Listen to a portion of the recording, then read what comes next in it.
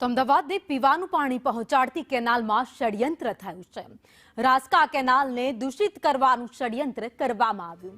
તો અમદાવાદની જળવાહિનીમાં ગૌવંશના અવશેષો નાખવામાં આવ્યા છે। તો 25 થી 30 ગૌવંશના પોટલા કેનાલમાંથી મળી આવતા જ રોષ જોવા મળ્યો। ગૌવંશના પોટલાને પીએમ કરી એફએસએલ માટે મોકલવામાં આવ્યા।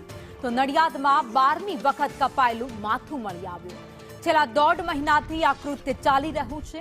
અસામાજિક તત્વોએ તૃણાસ્પદ કૃત્ય આચર્યું છે। તો પોલીસની ઢીલી કામગીરીથી જનતામાં પણ બારોબાર રોષ જોવા મળ્યો। હિન્દુ સેનાના કાર્યક્રમમાં ભારે રોષ વ્યાપ્યો। શાંતિ ડહોળવાના કાવતરાથી ગંભીર સ્થિતિ હાલમાં સર્જાયેલી છે। પોલીસે અજાણ્યા ઇસમો સામે ગુનો નોંધી આગળની કાર્યવાહી હાથ ધરી। થોડા દિવસ પહેલા વડથલની બાજુમાં રાસ્કા વિયર નહેર છે, જ્યાં નર્મદાનું પાણી ખૂબ મોટી માત્રામાં સપ્લાય થાય છે અને અમદાવાદમાં ઘણા લોકોને એ પાણી પૂરું એ નહેરથી પડતું હોય છે।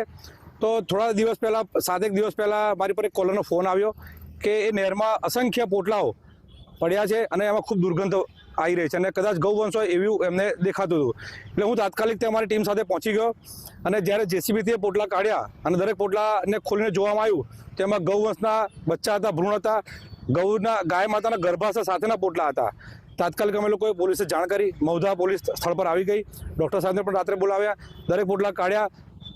28 થી 30 પોટલા અમે જાતે કાઢ્યા છે, અમે જાતે ગણ્યા છે। વડથલ ગામ પાસે જે કેનાલ આવેલી છે, કેનાલની અંદર નાના પશુઓના મૃતદેહ ભ્રૂણ ભરેલા કોથળા તણાઈને આવેલા હતા, જે ત્યાંના રહીશોને મળતા તે બાબતે પોલીસ સ્ટેશનમાં જાણ કરવામાં આવેલી। પોલીસ સ્ટેશને વેટરનરી ડોક્ટરને બોલાવીને પીએમ કરાવેલું અને એના જે નમૂના લીધેલા એ નમૂનાઓને એફએસએલમાં તપાસ માટે મોકલવામાં આવે છે। તપાસની બાદ એ નમૂનાઓ